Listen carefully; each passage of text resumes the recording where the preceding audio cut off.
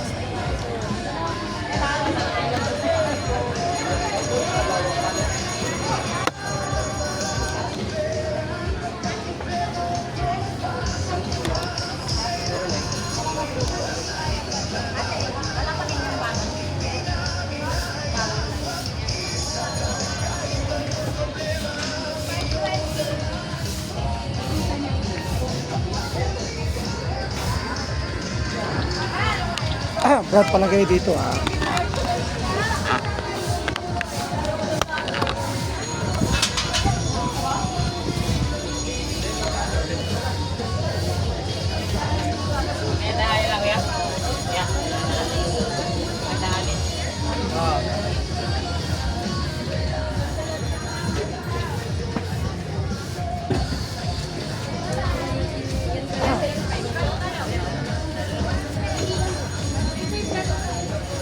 Praise God.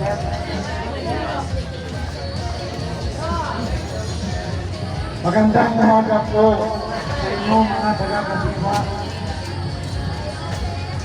Pagpalain po kayong lahat ng Panginoon. Sa araw na ito, ako muling dinako ng Panginoon sa inyong lugar upang ibahagi ang kanyang mabuting balita.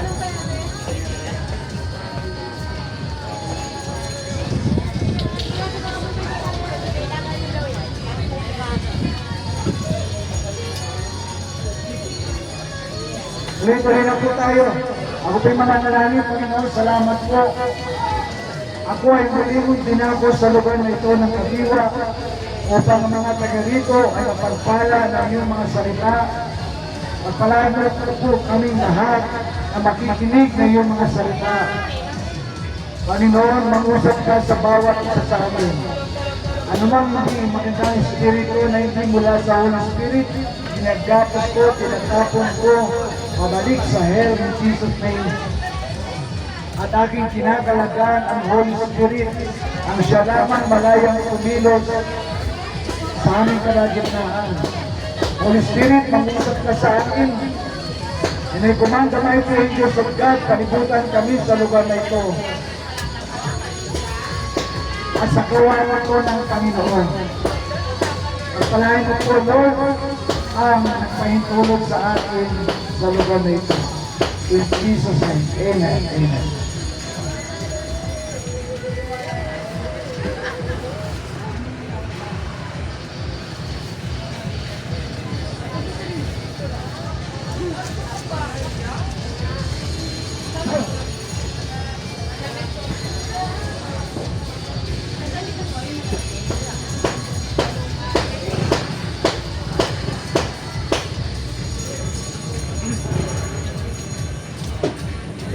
Ang sabi sa Proverbs 22 verse 6, ang nais ng Panginoon, ulitin ko sa inyo, ang tungkol sa salitang ito ng Panginoon, sapagkat kailangan po natin tutukan ng ating mga anak. Sa mga panahon ito, ang kaaway ng Diablo ay nagdo-double time upang ang ating mga anak ay sirain. Kailangan din natin mag-double time upang pangalagaan ang ating mga anak. Train up a child in the way he should go, and when he is old, he will not depart from it. Kailangan daw po natin i-train ang ating mga anak. Paglabas pa lang sa sinapupunan ng ating mga nanay, ang mga bata ay pwede nang i-train. Sa mga sanggol, pwede silang makinig. Sa pamamagitan ng mga music, sila po ay matututo na. Sa totoo lang, kahit na bulkus pa, yung nanay na nakikinig ng mga Christian song ay pwede nilang ipakinig sa kanyang anak sa sinapupunan. At ito po ay magre-register na sa isipan ng bata. Nasa tiyan pa lang ng ating mga magulang.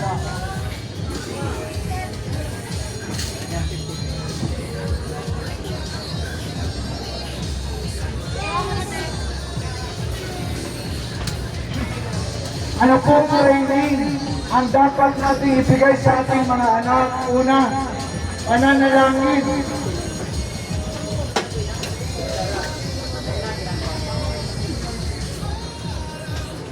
Sa murang edad ng ating mga anak, turuan na natin silang manalangin. Madali lamang po yan ituro sa mga bata. Sumusunod lang po yan sa sinasabi ng kanyang mga magulang. Halimbawa yung anak mo, sasabihin mo lang dyan sa anak mo, anak, magpe-pray tayo. Luhod tayo, magpe-pray tayo sa Panginoon. At ang ating mga anak, sila po ay susunod lang sa atin. Kung ano po sinasabi ng magulang, yun po ang gagawin ng mga bata. Kaya tayo pong mga magulang, huwag natin katamaran, turuan, i-train ang ating mga anak sa murang edad sapagkat ang kaaway ng Diablo ay walang pinipiling edad upang sirain ang ating mga anak. Sa Amerika nga ngayon ay nililegalize pa ang abortion. Can you just imagine? Walang kalaban-laban ang mga sanggol, papatayin na sinapupunan ng mga nanay. Ganon kagrabe ngayon sa Amerika. Kaya ang Amerika ngayon ay pinarurusahan ng Diyos dahil sa mga ganitong patas.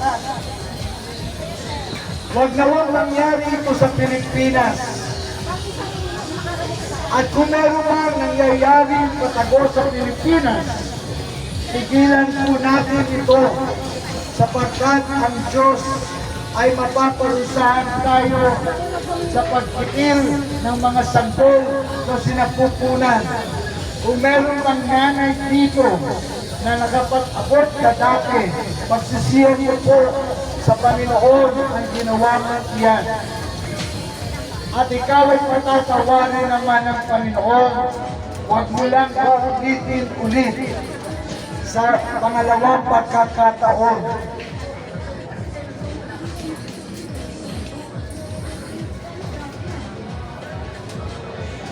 Tulungan natin ang ating mga anak manalangin. Kapag ang iyong anak natutong manalangin, kapatid, magiging komportable na tayo sapagkat kung tayo mga magulang, hindi natin sila na ipag-pray kung naturuan na silang mag-pray. Ang mga anak natin, ang kusang loob, mag-pray sa Panginoon. At napakainam sa mga anak na marunong nang mag-pray sa murang edad pa lamang. Ang ituturo natin sa ating mga anak ay yung panalangin mula sa puso. Napakasimple lamang po. Halimbawa, masabihin mo lang sa anak mo, anak, sumunod ka sa akin, magpe-pray tayo. Mga magulang, patindi ng patindi ang spiritual battle sa mundo nito. At ang target sa Satanas ay ang ating mga anak. Kaya kung wala kang gagawin, kapatid, target ang anak mo ni Satanas. Kaya kailangan meron tayong gawin, mga magulang. Huwag tayo maging tamad sa pagtuturo, sa pag-train up sa ating mga anak. Kung hindi pa marunong mag-pray ang anak mo, dahil sanggol pa lang siya, ikaw na mag-pray dyan. Ipag-pray mo ang anak mo na protektahan ng Panginoon. Kaya nga, maganda kung maturuan natin sila sa murang edad ng pananalangin. Kung hindi pa sila makapag-pray, ikaw muna mag-pray sa Kanya. Subalit mas mainam, bago pa yan pumasok sa school, matuto na siyang mag-pray. Upang ang magulang, kung makalimutan niya mag-pray ang kanyang anak, siya mismo ay magpupusang mag-pray sa Panginoon. Napakasimple lamang po ang panalangin na dapat natin ituro sa ating mga anak. Halimbawa, sasabihin mo lang, anak, sabihin mo sa Panginoon ganito, Jesus, ingatan mo po ako sa aking pagpasok sa school.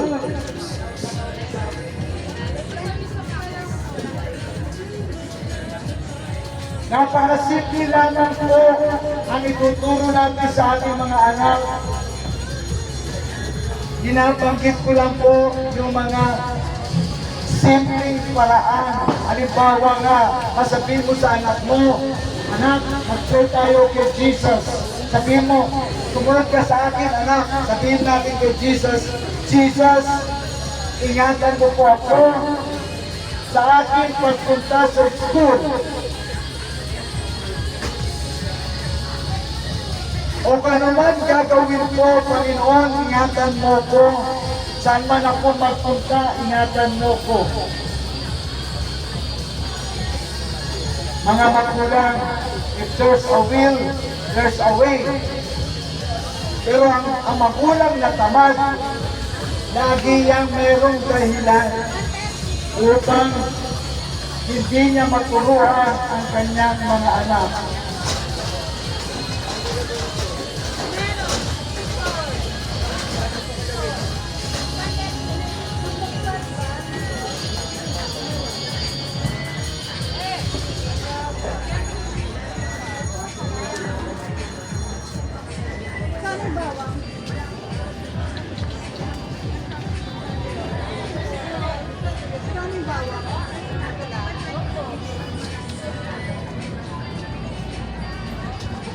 Ano pa ang sabi sa Lucas 18 verse 1? And he spake a parable unto them to this end, that men ought always to pray and not to faint. Ang Panginoon mismo nagsasabi na ang tao daw, lahat ng tao ay dapat manalangin at huwag magsawa, huwag mapagod, mag-pray. Kung ikaw nga umuubos ng oras sa pagtutok mo ng cellphone, kapatid, wala namang kabuluhan yan. Walang pakinabang yan sa buhay mo. Subalit kapag tayo ay nag-pray, meron pakinabang yan sa buhay mo. Wala tayong ginagawa para sa Panginoon na walang kabuluhan. Lahat po yan may kabuluhan. sa buhay ng tao.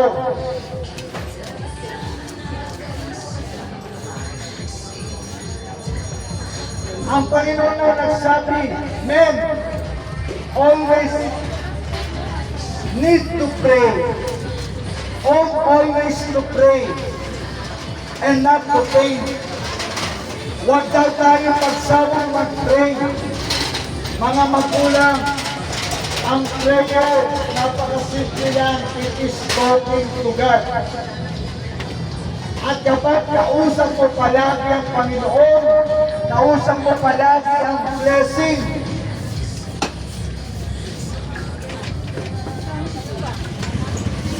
maging matalino tayo mga kapatid. Kapag lagi mo pinakausap ang Panginoon na source ng ating mga blessing, hindi kaya yung pabor ay ibigay sa atin ng Panginoon.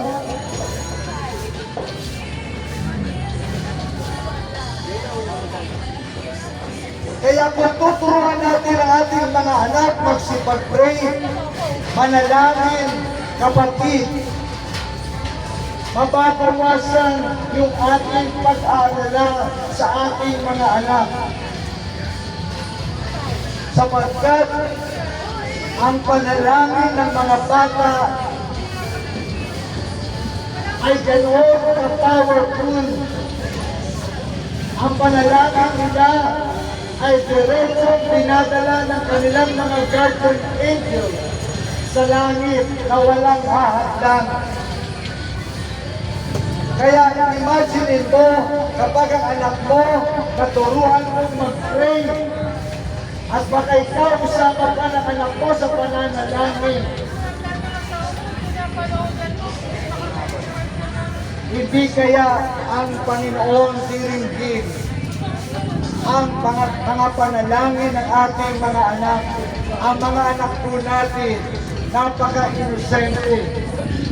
Kaya ang Panginoon dinidinig ang kanilang panalangin. At dinadala ng mga guardian angels ang kanilang panalangin sa trono ng Diyos. Yung pong sabi sa Bible. Kaya tayo mga magulang, huwag tayong maging tamad sa pagtuturo, sa pagtitrain ng ating mga anak sa pananalangin. Ang problema, kung ikaw mismo magulang ay hindi nananalangin at tamad ka rin mag-pray, ano ngayon ang makikita ng anak mo? Subalit hindi pa naman huli ang lahat, mga magulang. It's time na manalangin tayong lahat sa Panginoon, lalo na sa mga huling araw na ito. Pasama ng pasama ang mundo. At ito po ay palatandaan na muling pagbabalik ni Jesus ay malapit na. Kaya tayo ngayon, pag hindi tayo mag-pray, yung kasamaan ng mundo ito ay babalutin ka, kapatid. Kaya naman, tayo po ay mag-umpisang magsipag-pray. At sa pananalangin, pwede mo yan isabay habang ikaw ay naglalaba. Pwede kang habang ikaw naglalaba, mag-pray ka. Habang ikaw ay nagluluto, sabayan mo ng prayer. Kapatid, kapag meron kang nasa, pwede mong gawin. If there's a will, there's a way. Maraming paraan ng kausapin natin ng Panginoon. Ang Panginoon naman ay nasa paligid lang natin. Pagsiligtas mo ang pangalan ng Panginoon, darating siya at pakikinggan ang iyong panalangin. Lalo na kapag ikaw ay isinasabuhay mo ang salita ng Diyos.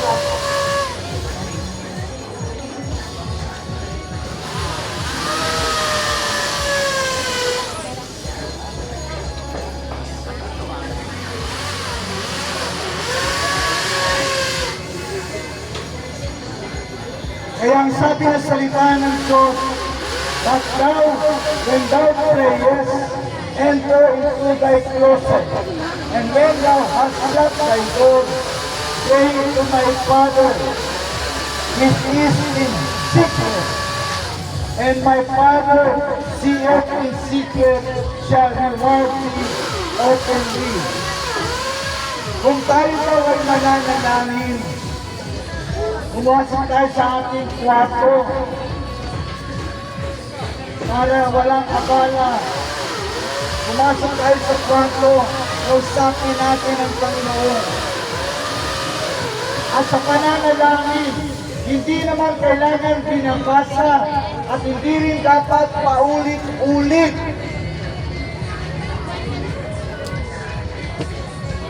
But when you pray, you start praying repetitions as the heathen do, for they think that they shall be heard for their much speaking. At sa pananalangin, ayaw ng Diyos ng paulit-ulit. Ang gusto ng Diyos ay diretso sa pananalangin. Kaya yung mga propeta, yung mga apostol, yung mga disipulo ng Panginoon, pag nag-pray po sila, ay hindi paulit-ulit at diretso pinakausap nila ang Panginoon. Ganon din po sa atin, mga kapatid. Sa pananalangin, hindi dapat paulit-ulit sapagkat alam na ng Diyos ang mga binabanggit mo sa pananalangin. Alam ng Diyos ang laman ng puso mo. Kaya hindi mo dapat paulit-ulit. Gaya ng nakasanayan natin. Be not yet therefore like unto them, for your Father knoweth what things you have need of before you ask Him. Alam na ng Diyos bago mo pangalang hingin sa Panginoon. Alam na ng Diyos. Kaya hindi ka dapat paulit-ulit. Kasi parang kinakausap mo ang Diyos sa pananalangin. Hindi ba kapag sa normal na tao sa pakikipag-usap, hindi dapat paulit-ulit? Ganon din sa pananalangin. Alam na ng Diyos ang ibig kong sabihin, babanggitin mo lang, palalabasin mo lang sa bibig mo. Hindi rin pwede pananalangin sa isip lang. Hindi po yan totoo. Ang pananalangin ay pagkausap sa Panginoon, merong lumalabas sa bibig mo na salita. Hindi mo naman kailangan lakasan ang pananalangin mo at iparinig sa iba. Ang dapat lang makapakinig niyan ang Panginoon.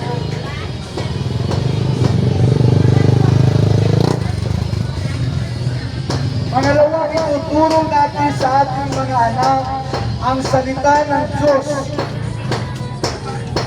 Mga magulang, huwag din natin katamaran magbasa ng Bible. Sapagkat ang ituturo mo sa anak mo na salita ng Diyos o ikaw mismo ay walang alam sa salita ng Diyos. Mga kapatid, panahon na para pagpati natin ang Bible. Kung meron kang cellphone, dapat mas meron kang Bible. Napakamura ng Bible. Huwag mong panghinayaan ang bumili ng Bible. Lalo na yung King James Version. Yung po ang pinakamalapit sa original, ang King James Version.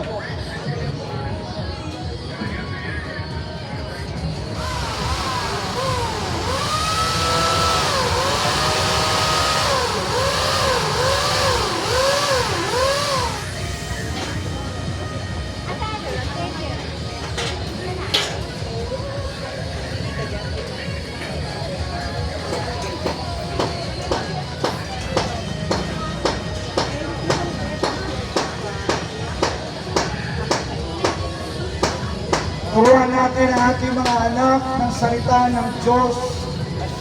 Ang gagawin mo lang naman, babasahin mo yung salita ng Diyos, sasabihin mo sa anak mo, anak, ito ang babasahin ko, makinig ka.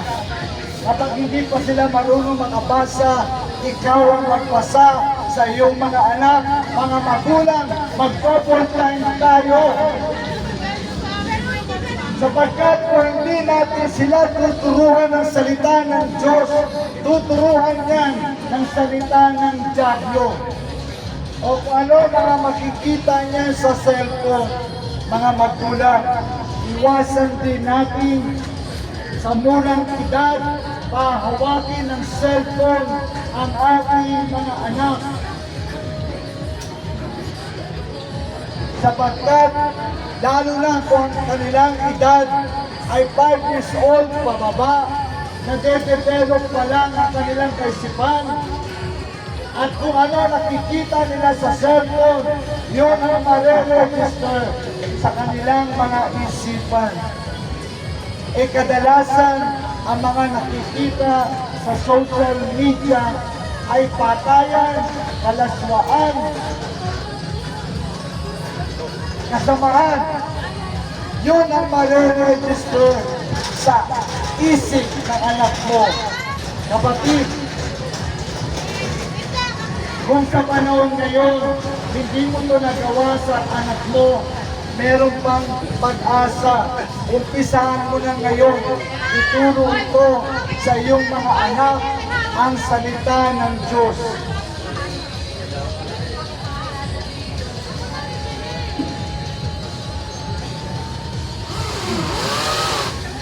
At mas maganda kung yung Bible mo ay yung Bible na pangbata. Marami po niyan sa mga bookstore, sa mga Christian bookstore. Bumili ka ng mga Christian Bible na pangbata. Kailangan natin mag-invest sa ating mga anak. Huwag ka mag-invest ng kung ano-ano, pero hindi mo inuuna ang anak mo. Ang una mong investment ay yung iyong anak. Kaya ka nagtatrabaho, kaya tayo nagtatrabaho, kaya tayo nagninegosyo para sa ating mga anak.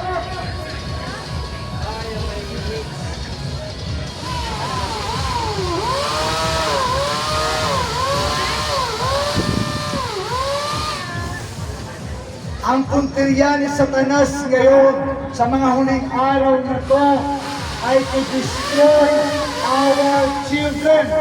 Kaya yung nangyari sa Zamboanga, sa Ateneo, ano sa palagay ninyo? Yung mga bata gumawa ng kasamaan ngayon, baka hindi sila na-train out. Kasi ang tao, kapag nandyan lang, saka lang mag-iisip.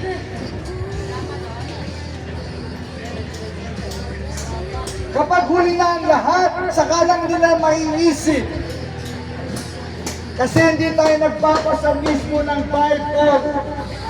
Kaya nga pinapadala kami ng Panginoon sa mga ganito matatahong lugar nang sa ganon ay mabalase ang inyong pag-iisip. Mga magulang, it's time to invest for the future of our children. At unang-unang dapat mong investment sa anak mo ay spiritual. Turuan mo siyang mag-pray. Turuan mo siya ng salita ng Diyos. Yun ang pinakamagandang investment sa anak mo. Yung mga nag-aaral doon sa Ateneo, sa Zamboanga, nag-invest sila sa magandang school. Pero ano nangyari sa anak nila? Ang dapat unang investment is spiritual. Turuan natin ang ating anak mag-pray. Turuan natin ang ating mga anak ng salita ng Diyos. Sapagkat kung hindi mo yan tuturuan, ang Diablo ang magtuturo dyan. At kadalasan, ang mga games sa social media, kagaya ng Roblox, ay mga demonic. Nakikinig ba kayo mga taga-Kadiwa, demonic, kadalasan mga laro sa social media, tapos yung anak mo, 24 oras nakatutok sa cellphone. Kaya maraming mga bata na puposes. It's time! It's time! Wake up! Parents, wake up! Ang diablo, sinisira ang ating mga kabataan, sinisira ang ating mga anak, tapos wala kang ginagawa. Pag wala kang ginagawa, antayin mo, darating ang kasamaan sa pamilya mo. Kasi wala ka namang ginawa eh. Nakikita mo na, pinapakita na ng Panginoon sa buong mundo na si Satanas kumikilos. Tapos tayo, hindi tayo kumikilos. Wala tayong counter-attack sa Kanya. Wala tayong defensa sa Kanya. Kapatid, yung ating mga anak, turuan natin mag-pray. Kapag hindi pa sila makapag-pray, ikaw muna mag-pray dyan.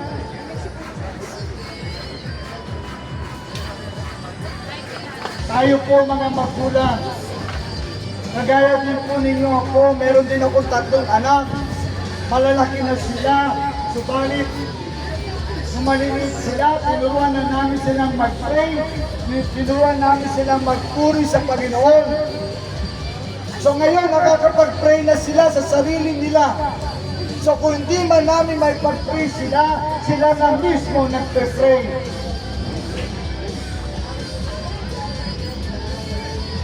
Wake up! Wake up!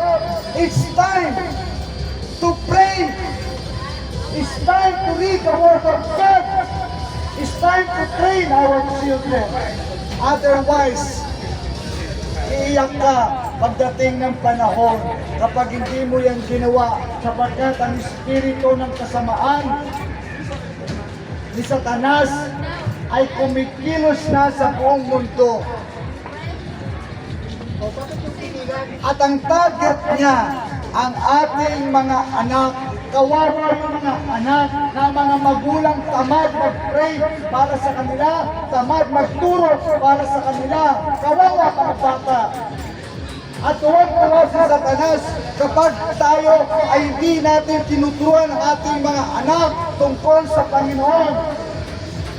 Tuwang-tuwa siya, sasabihin niya, walang problema. Sila nang mismo tumutulong sa atin para makuha natin yung kanilang mga anak. Hindi nga sila nagpe-pray sa anak nila, hindi nga sila nagtuturo ng salita ng Diyos sa kanilang mga anak. So wala tayong kahirap-hirap sa kanila. Ganun na lang ba tayo mga kapatid? Ang mga magulang, ganun na lang ba tayo? Isusuko na lang natin lang basta-basta ang ating mga anak. At kapag ang anak mo, naturuan mo mag-pray, kapatid, ikaw na ang pinaka-mapalad na magulang. Baka nga darating yung panahon, yung anak mo, pag-pray ka din, at yung prayer ng mga bata, napaka-powerful yan.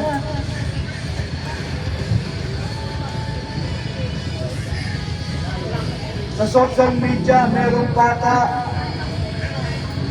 I think 5 years old pa lang, nagpe-pray na. At natutuwa yung kanyang nanay, natututo na yung kanyang anak mag-pray, at sila ay pinagpe-pray pa ng kanyang anak.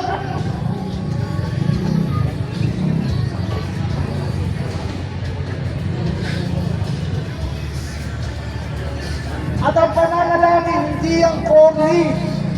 At ang mga kalalakihan, hindi ang kawalan ng pagkalalaki. Kapag ikaw marunong mag-pray, kung tunay kang lalaki, matuto kang mag-pray.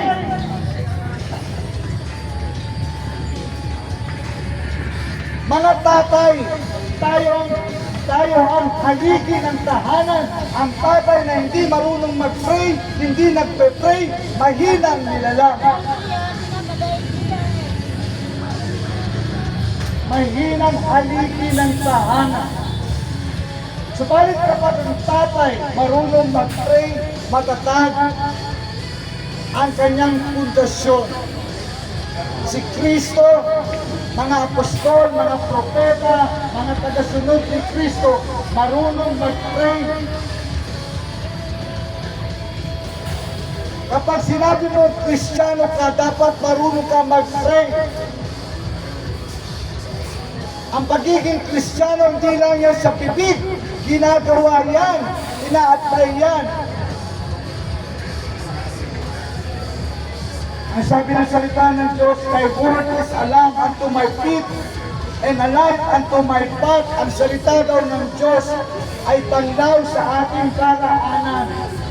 Kapag hindi ka nagbabasa ng Bible, yung daanan mo madilim, walang liwanag, kaya kung saan ka nahuhulog. Kaya kung saan tayo nadadaka, kapagkat walang ilawan sa daraanan mo. Subalit kapag ikaw nagbabasa ng salita ng Diyos at tinuturo mo pa sa anak mo, kapatid, hindi ka makikisod sa daraanan mo. Hindi ka mahuhulog sa mga lubak dahil meron kang liwanag. Mga magulang, it's time. Huwag natin hayaan ang ating mga anak na sirain ng dyablo. Huwag ka maging tamad. Mag-pray para sa anak mo. Magturo ng salita ng Diyos sa anak mo. Huwag mo yung katatamaran sapagkat pundasyon yan ng anak mo. Ang anak na marunong mag-pray, nakakapagbasa ng Bible, ay magiging safe. Maging si Satanas ay takot na lumapit sa anak mo. Imagine mo yun. Maging si Satanas, hindi lalapitan ng anak mo sapagkat yung anak mo marunong mag-pray at alam ang salita ng Diyos. Ang problema kasi nasa mga magulang, napakatamad natin. Inuuna natin ang mga walang kabuluhan sa buhay natin.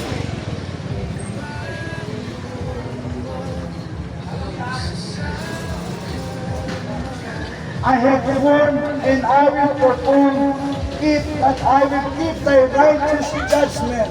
Kapag daw tayo nagpapasa ng salita ng Diyos, kung tayo ay humatol, ay matuwid at tama.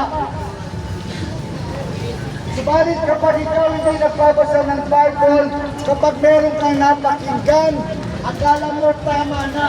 Eh kung wala sa Bible, mali po yun. Kasi nga, napakatamad natin magbasa ng Bible. Umaasa na lang tayo kung ano ang ibinibigay sa atin ng mga tagapagturo. Paano kung ang tagapagturo mo ay pulaan?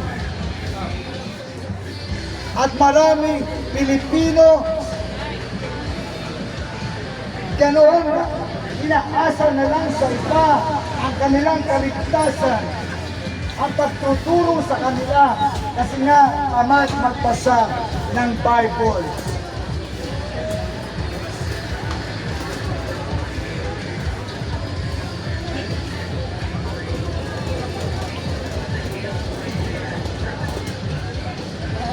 Pangatlong ituturo natin sa ating mga anak, magpasalamat sa Panginoon, magpuri sa Panginoon.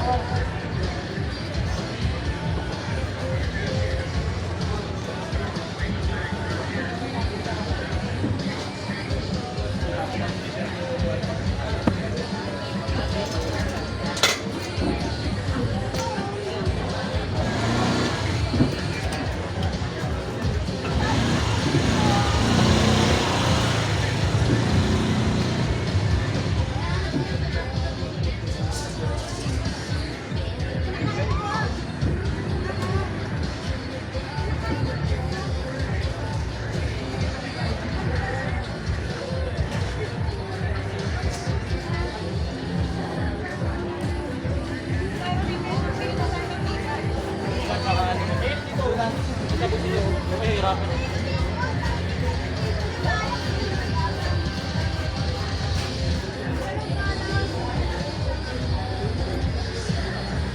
sabi sa Psalms 111, praise ye the Lord. I will praise the Lord with my whole heart in the assembly of the upright and in the congregation. The words of the Lord are great, sought out of all them that have pleasure therein. His work is honorable and glorious, and His righteousness endureth forever. Dapat sabihin natin sa ating mga anak kung gaano kabuti ang Diyos sa kanila, na dapat silang magpasalamat sa Panginoon na lumikha sa kanila. Kung gaano kabuti ang Panginoon sa tao, yun ang dapat ituro natin sa ating mga anak. Unahan natin yung ating mga anak sa murang edad nila. Unahan natin sila na mabuti ang ituturo natin sa kanila. Dahil kung ang mauuna dyan ay kasamaan ni Satanas, mawawa ang anak natin.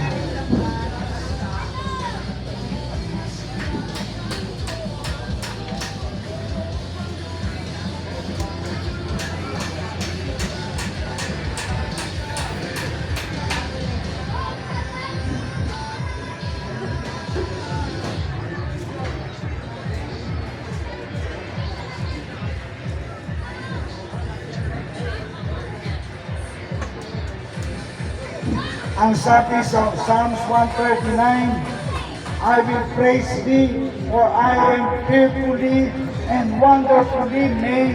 Marvelous are thy works, and that my soul knoweth right well. Ituro natin sa ating mga anak na siya ay nilikha ng Diyos na mabuti. Siya ay nasa sinapupunan pa lang. Ang Diyos ang lumikha sa kanya. She is fearfully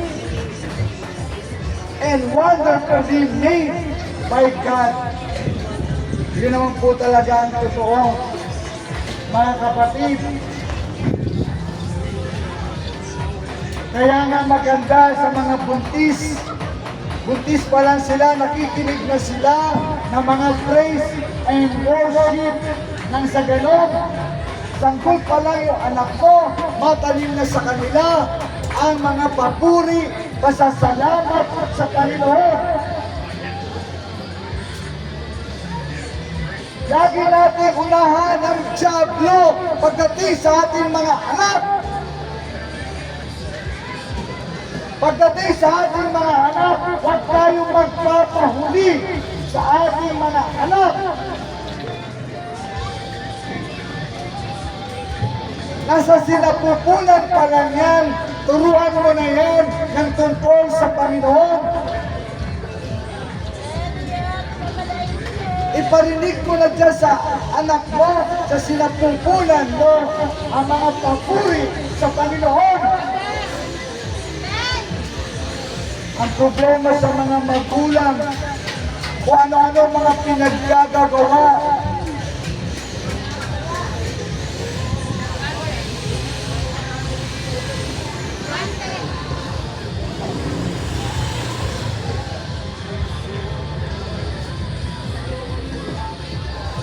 Sabihin natin sa ating mga anak, Amerika sa iyo ay mabuti. Ikaw ay ginawa, nilikha ng Diyos.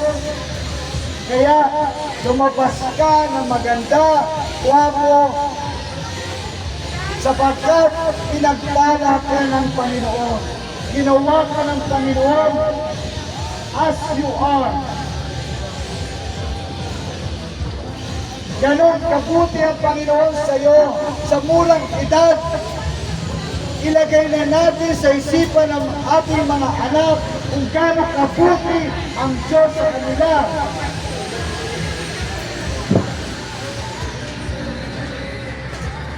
Kaya sa maunahan tayo ni Satanas at ipakita sa ating mga anak ang kasamaan ng mundo ito.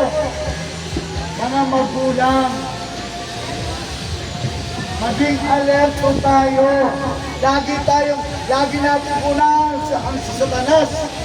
Pagpatungkol sa ating mga anak, unahan natin siya sa pananalangin, unahan natin siya sa pagtuturo ng salita ng Diyos, unahan natin siya sa pagsasabi sa ating mga anak na magpasalamat, magpuri sa Panginoon. Ang problema, ang mga magulang, sa dami ng inaasikaso, alam ko po yun, sapagkat ako din po ay magulang kagaya po ninyo.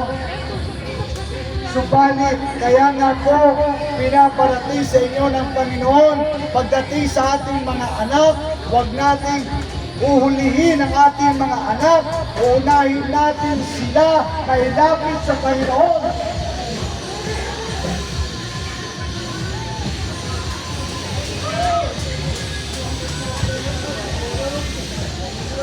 Number 4, ituro natin sa ating mga anak na mahal siya ng Diyos. Mahalin din niya ang Panginoon.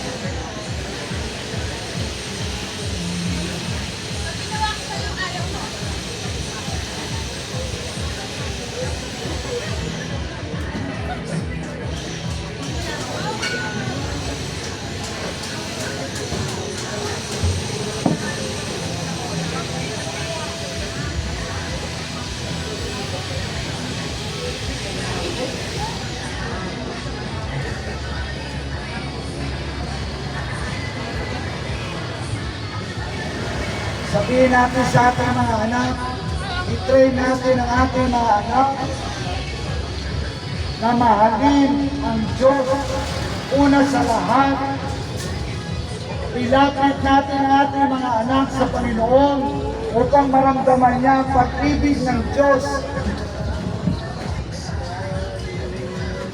And thou shalt love the Lord thy God with all thy heart, and with all thy soul, and with all thy mind, and with all thy strength. This is the first commandment.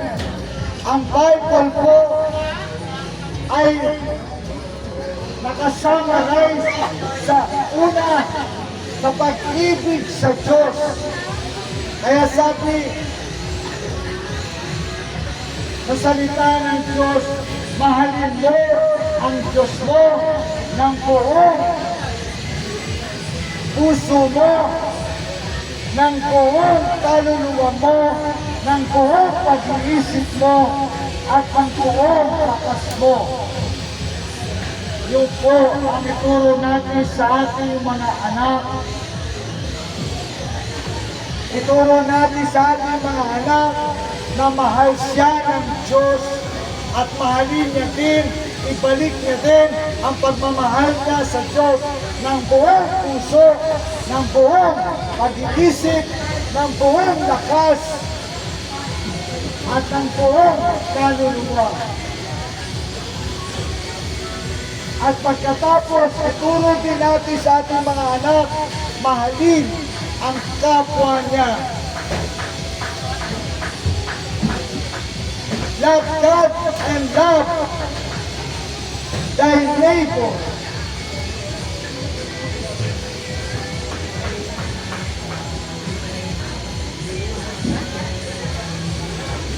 At ang sabi sa Mark 12:31, and the second is like, namely, thou shalt love thy neighbor as thyself.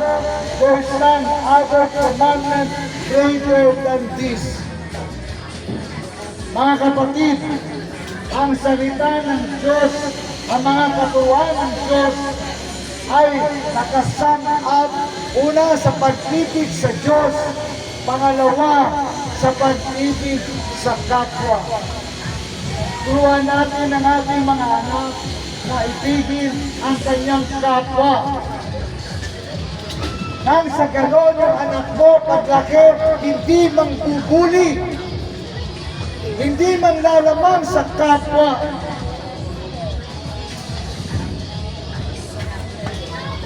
Marami ngayon mga kabataan, bully. Kung sino man meron dito ng bully, ng bubuli, tigilan mo yan. Humingi ka ng tawad sa Panginoon, sapagkat kung hindi ka humingi ng tawad sa Panginoon, pupunta ka sa hell. Maniwala ka sa akin.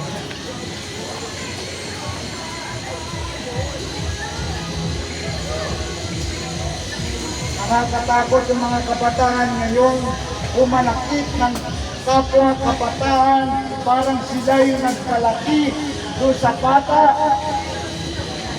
Kaya mga magulang, pag-pray natin ang ating mga anak nang hindi sila mapupuli. At huwag kayo silang mapupuli. Sa palagay ninyo, itong mga batang nang pupuli, kaya sila nang puli sapagkat they are not trained up. Kaya sila pumapatay ng kapwa because they are not trained up. Kaya sabi ng salita ng Diyos, train up a child in the way he should go, and when he is old, he will not depart from it. Sa bata pa lang, turuan na natin, i-train na natin ang ating mga anak. Dahil kung hindi, lalaki ang bully o lalaki yan na kagaya nung nakita natin sa Ateneo sa Zamboanga. Sayang, private school, may kaya, pero nasasayang ang buhay. Because they are not trained up.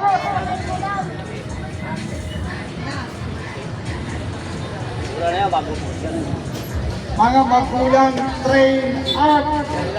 Train up ang ating mga anak. Sa murang edad nila, turuan mo na sila kung ano ang dapat nilang kalakihan.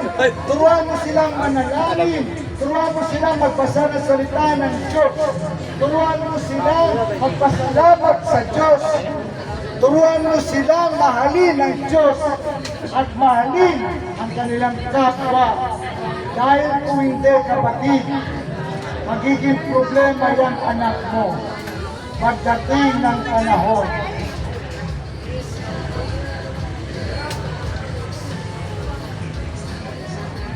Tapos sa huli, iiyak-iyak tayo. Tapos sa huli,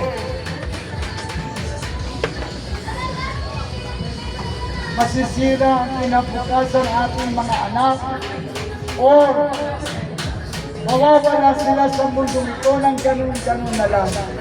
Because we did not train them up.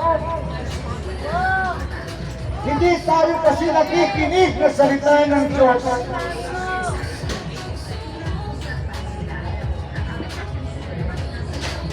Ang Panginoon na nagsabi, train up a child. When he is young and when he is old, he will not depart from it. Ngayon, pag narinig mo to at wala kang ginawa, problema mo yun, kapatid. Handa mo sarili mo. Pag nagkaroon ka ng problema sa anak mo, sinasabi na sa iyo ng Panginoon, train up your child in the way he should go. Lalo na sa panahon natin ngayon, pasama ng pasama ang mundong ito. Tapos ang anak mo, wala kang gagawin. Hindi mo siya ite-train. Kawawa ang mga anak natin. Magiging biktima yung ating mga anak o yung ating mga anak mangbibiktima. Sa murang edad pa lang, ipaglaban na natin ang ating mga anak. Mga kabataan, kailangan nyo din tanggapin ang Panginoon. Ang mga kabataan, alam na ang tama at mali pa rin ang ginagawa, pupunta sa hell. Pag hindi sila humingi ng tawad sa Panginoon at hindi sila tumanggap sa Panginoon bilang Panginoon tagapagligtas, lalo na yung mga pulis, mga nampupuli,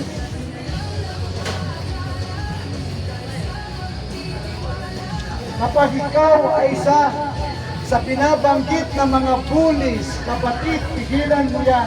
Pagsisiyan mo yan. Kung hindi, pupunta ka sa hell at buhay ka pa. Parurusahan ka na ng Diyos. Ito mga nambubuli sa palagay natin, baka hindi sila train out ng mga magulang.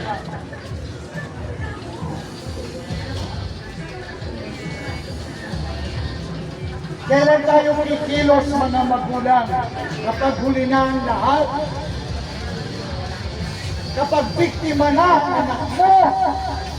Kapag nang biktima na yung anak mo, saka ka lang kikilos? What a waste! Hindi po ba maraming kabataan? Kawawa naman yung mga kabataan. Nabibiktima.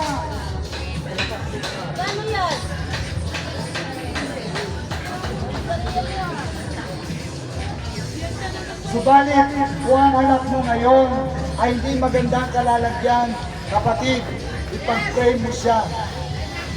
Hindi pa huli ang lahat. Hanggat buhay siya, meron siyang pag-asa at ang Panginoon, papabuhin siya. Ang Panginoon ang pag-asa niya.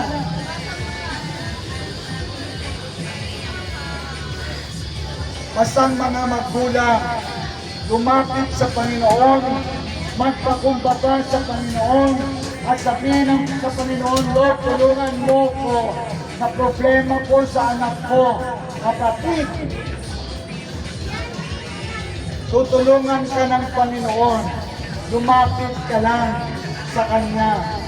Walang lumalapit sa Panginoon na hindi niya tinutulungan. Walang humihingi ng tawad sa Panginoon na hindi niya patatawarin.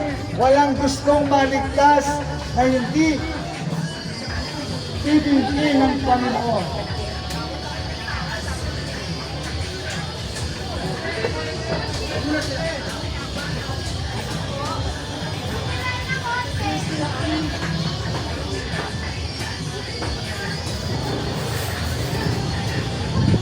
Turuan din natin ang ating mga anak, dalhin din natin sila sa church.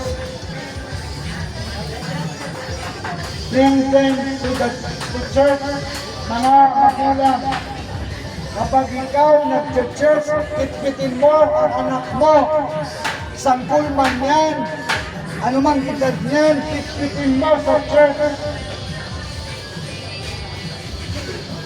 Sapagkat pag pumasok na yan sa church, meron na yung blessing sa Panginoon.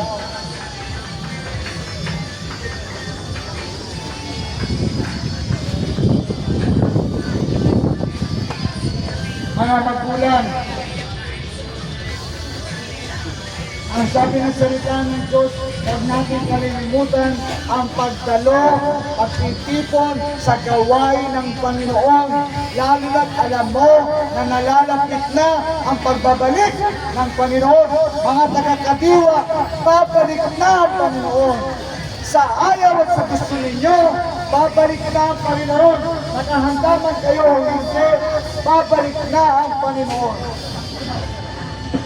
Hindi ko na kailangan ipaliwanag pa sa inyo.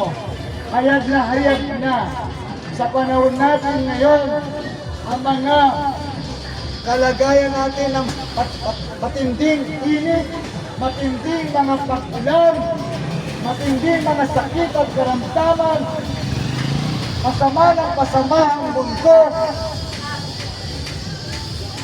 Ang mga tao nagiging makasarili. Hindi ko na kailangan isa-isahin kaya mga kapatid. Kasama pa yung mga nagpapadyang malalakas na tsunami, malalakas na bigmaan, malalakas na lindol. God forbid sa Pilipinas. Huwag natin maranasan yung the big one. Subalit, kapag ang tao pasama ng pasama, tayo na rin ang humuhusga sa ating lahat. Ang tanging gagawin ng mga tao, pagsipagsisi sa kanilang mga kasalanan, tanggapin si Jesus bilang Panginoon tagapagligtas. Kapag tinanggap mo si Jesus, kapatid, ang pag-iingat ng Panginoon ay sa sayo, sa piling ng pamilya mo.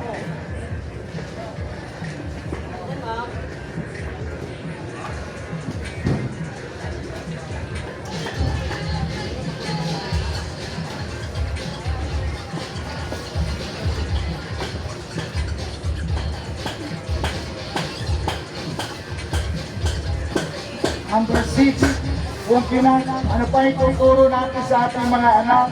Ang katotohanan. Huwag tayo magtuturo ng hindi totoo sa ating mga anak. Sabihin mo sa anak mo, anak, isa lang ang tagapagligtas. Ang tagapagligtas ay si Jesus Christ. Ang mga magulang na nagtuturo ng hindi si Jesus Christ tagapagligtas, mangmang sa paningin ng Diyos. Jesus na nga nagsabi, I am the way, I am the truth, I am the life. No man cometh unto the Father but by me. Tapos ikaw, paniniwalaan mo. Nasa sa iyo, kapatid, pero wala kang kaligtasan. Ituro natin sa ating mga anak na si Jesus ang tagapagligtas. Tumawag siya palagi kay Jesus. Basahin ang salita ni Jesus. Pasalamatan si Jesus. Dumalo sa church ni Jesus. Mahalin si Jesus at mahalin ang kapwa niya.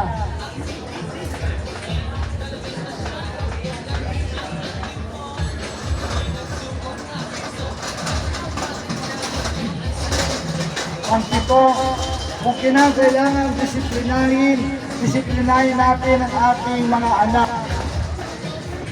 Kung kailangan paluin mo. Subalit sa pagpapalo, nakadepende yan sa anak mo. Siyempre yung anak mo kapag bata pa, sasabihin mo sa kanya kung bakit mo siya papaluin.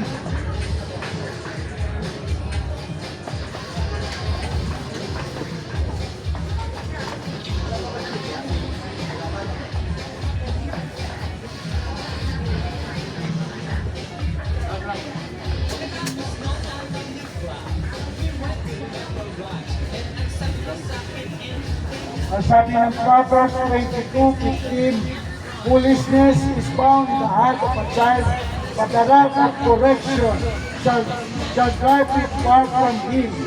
Ang mga anak daw natin, sapagkat inisente pa sila, minsan di pa nila alam ang kanilang ginagawa, at kung anong nakikita sa paligid, yun ang ginagawa nila.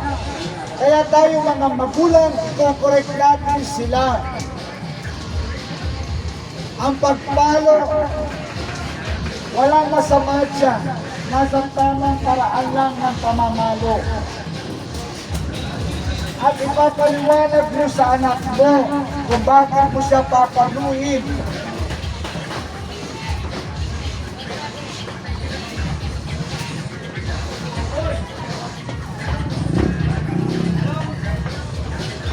Ang sabi nito, but the rod of correction shall drive it far from him.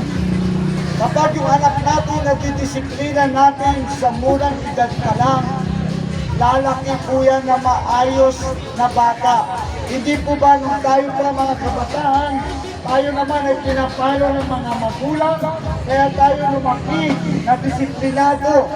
Ang problema sa panahon ngayon, bawal lang mamalo.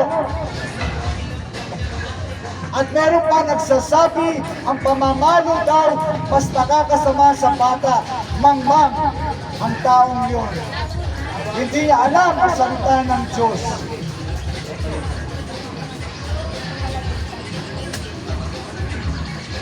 O ang Panginoon na nagsabi, pwedeng paluin sa tamang paraan ng pagpapalo, sa tamang pagdidisiplina, upang sabi nito, para hindi daw siyang lumaking mangmang.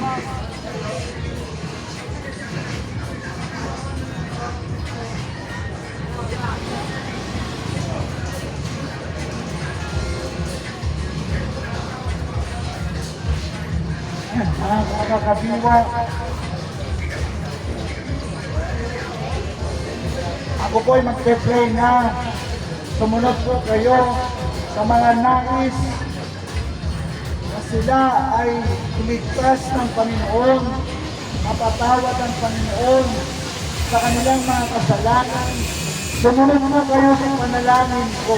Sabihin po natin lahat, Jesus, Panginoon, patawarin mo ako na isang makasalanan. Patawarin mo ako na isang magulang na hindi ko na-train up ang aking anak. Kaya lumaki siya, Panginoon, ang problema ko. Panginoon, patawarin mo ako. Hindi ako naging magulang na maayos at hindi ko na-train up ang aking anak. Kaya siya lumaki na problema ko at maging mga kasalanan ko, Panginoon. Patawarin mo po ako, Panginoon, sa mga nagawa kong kasalanan at mga nagawa kong kasalanan sa aking mga anak. Eh, hindi ko sila na-train up, Panginoon.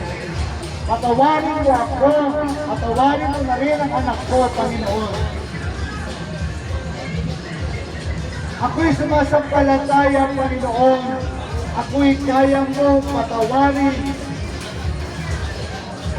Ngayon naman, Panginoon, ako'y nagsisisi sa lahat ng mga kasalanan ko. Patawarin mo ang aking mga kasalanan. Salamat, Panginoon, ako'y iyong pinatawad at ako ay iyong nilinis. Kaya naman tinatanggap kita bilang Panginoon at tagapagligtas ko. Magmula sa araw na ito, Panginoon, ikaw na lamang ang tanging kong tagapagligtas. Salamat, Panginoon, ako'y niligtas mo at isinulat mo ang pangalan ko sa aklangan ng buhay. Tulungan mo ko, Panginoon, sa mga susunod kong gagawin. At tulungan mo din ako, ang asawa ko, ang aking mga anak. Lalo ako'y anak kong problema ko na hindi ko na-train up. Ikaw na po ang bahala sa kanya at ikaw na rin bahala sa akin sa mga susunod kong gagawin.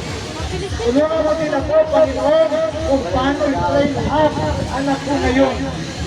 Sa edad niya ngayon, kung paano ko siya i-train up. Tulungan mo ko, Panginoon. In Jesus' name, Amen. Amen. Kung kayo po ay sumunod sa panalangin, kayo po ay tinatawag na, kayo po ay niligtas na, kayo po ay nililis na, at meron na kayong gate pass sa langit.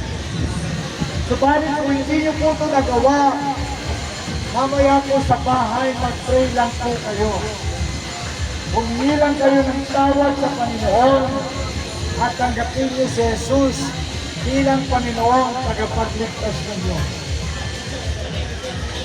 At tapos ipag-pray nyo na rin yung inyong mga anak. Ako po'y mag-pray muli para sa lahat sa mga taga-Kadiwa. Panginoon, sinadalangin ko po ang buong Kadiwa. Anumang mga espiritong gumagawa dito na hindi mula sa Holy Spirit. Pinagkapos ko mga espiritong ito, pinagkapos ko kabalik sa hell in Jesus' name. At tinatalagan ko ang Holy Spirit ang siyang kumilos sa buong Kadiwa. Pagpalain mo po, Panginoon, una sa lahat, yung pwesto nito na nagpahintulot sa akin at maging sa mga paligid na pwesto. Pagpalain mo po silang lahat, iligtas mo po silang lahat. At dalangin ko po, Panginoon, yung kanilang mga anak ay umpisahan nilang pray up, Panginoon, sapagkat hindi pa huli ang lahat. Meron laging pag-asa sa piling mo, Panginoon. Tulungan mo mga taga-Kadiwa na ikaw, Panginoon, ay kausapin, ikaw, Panginoon, ay lapitan, ikaw, Panginoon, ay sampalatayanan. Dinadalayan ko ang bawat pamilya sa mga nagtitinda, sa mga namimili sa lugar na ito ng Kadiwa. Iligtas mo po silang lahat, pagpalain mo po silang lahat, at baguhin mo po ang kanilang mga anak, Panginoon. Pinagpe-pray ko po lahat ng mga kabataan, mga bata sa lugar na ito ng Kadiwa. Panginoon, Panginoon, ingatan mo po ang mga batang ito. Ang mga batang ito, tulungan mo makakilala sa iyo at tulungan mo ang kanilang mga magulang i-train up din sila. Panginoon, ingatan mo mga batang ito sa Kadiwa. Lalo na yung mga may pressure dito, Lord. Yung mga anak nila, unahin mo, Panginoon. Iligtas, protektahan, at lumaki nawa silang lahat na sumasampalataya sa iyo. Bigyan mo ng pagkakataon lahat ng mga bata sa lugar na ito at matatanda na makakilala sa iyo, Panginoon, at maligtas silang lahat. In Jesus' name, Amen. Amen. God bless you all and Shalom.